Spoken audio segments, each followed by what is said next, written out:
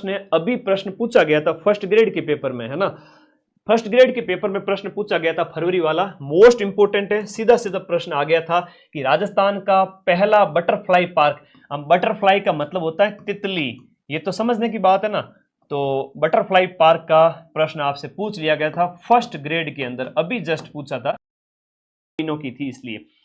अब हम बात करेंगे फरवरी के सूजस की। फरवरी के सूजस की फोटो है जहां पर देखो भजन जी बहुत बढ़िया द्वितीय दूसरा सेकंड बजट पेश करने आ गए, बढ़िया मारवाड़ी साफा लगा करके, और यहां पर हम उसके ऊपर बात करेंगे।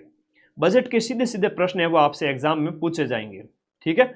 तो फरवरी के बजट के लिए आप सभी साथी तैयार हो। तो पहला ही प्रश्न धरता ही जो प्रश्न है, अभी प्रश्न पूछा गया था फर्स्ट ग्रेड के पेपर में, है ना।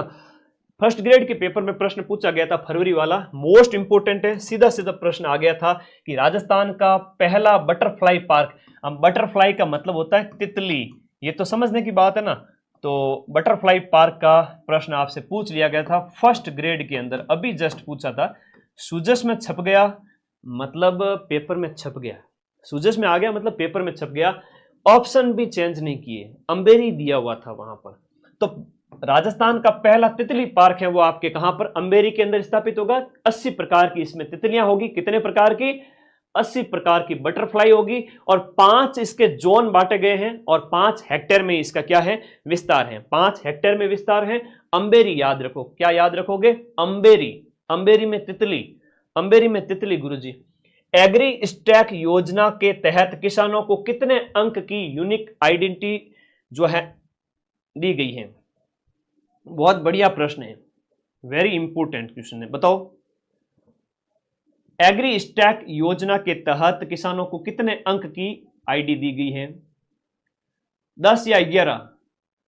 11 अंकों का पहचान पत्र दिया गया, वेरी इंपोर्टेंट, शाबाश। 11 अंक का जो आइडेंटिटी जो है किसानों को फार्मर आईडी दी गई है। 11 अंकों की एक फार्मर आईडी दी गई है जिससे उनको लाभ मिलेगा, और इसके लिए जो आपका डिपार्टमेंट है वो आपका कृषि और किसान कल्याण मंत्रालय, भारत सरकार, और ये आपके किसानों को सशक्त बनाने के उद्देश्य से फार्मर आईडी।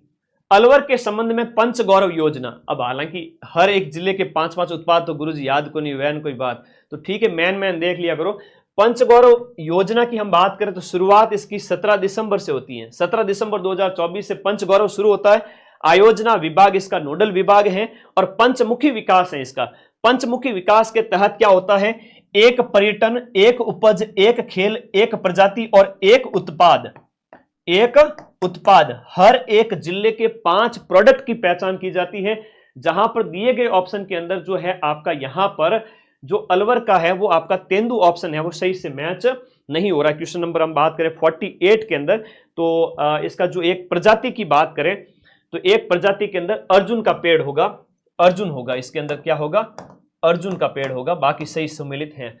खैर हर एक जिले के ये चारों याद रखना थोड़ा पॉसिबल नहीं होता है, लेकिन फिर भी कोशिश करेंगे कि पर्यटन वाला थोड़ा याद रखें, उपज वाला थोड़ा याद रखें। तो बजट 25-26 में पंच गौरव के लिए कितना फंड है, यह प्रश्न परीक्षा में आएगा। 500 करोड़।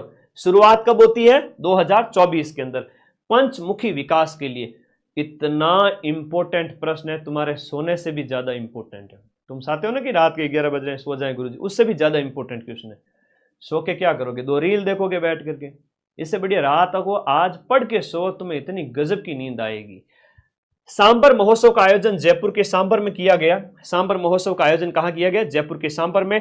आपके जनवरी के महीने में इसका विशेष रूप से जनवरी एंड के अंदर 24 से 28 जनवरी को इसका आयोजन किया गया। 24 से 28 जैन को, 24 से 28 जनवरी को इसका आयोजन किया गया, याद रखिएगा, पर्यटन विभाग के द्वारा।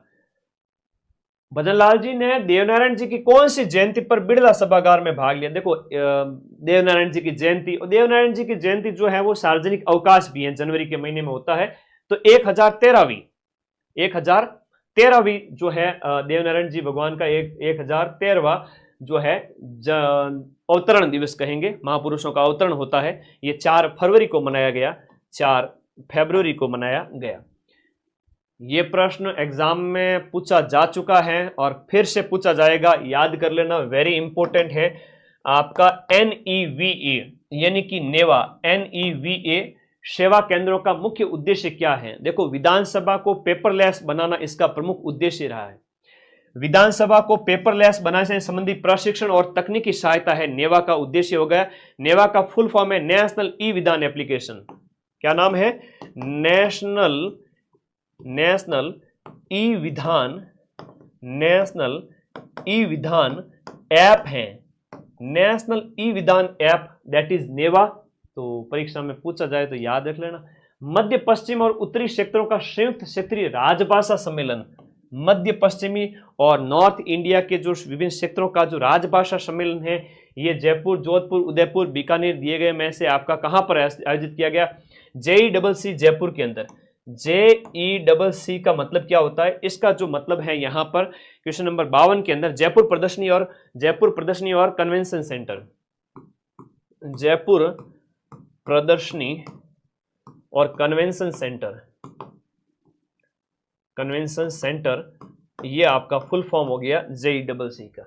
असत्य कथन की पहचान करनी है आपको दिए गए ऑप्शन में से कि आपका बजट 25-26 के संदर्भ में बजट के सीधे प्रश्न आएंगे। Sardar Patel centre for cyber control war room के लिए 350 करोड़ रुपए, सही बात है। अब महिला सुरक्षा के लिए 250 करोड़। कालिका पेट्रोलिंग यूनिट, महिलाओं को छेड़छाड़ से बचाने के लिए कालिका पेट्रोलिंग यूनिट की स्थापना की गई है। यह प्रश्न भी यहां पर बिल्कुल सही है। 3000 से ज्यादा आबादी वाली जो पंचायत मुख्यालय पर अटल ज्ञान केंद्र है, वो आपका कितना पर? 3000 वाला, वो भी सही है। राजनेट 2.0 के लिए 300 करोड़ का प्रावधान है, वो गलत है। इसके लिए 400 करोड़ रुपए का प्रावधान किया गया है। तो 400 करोड़ रुपए का प्रावधान राजनेट के लिए किया गया है। ध्यान रखिए, राजनेट क्या है? आपका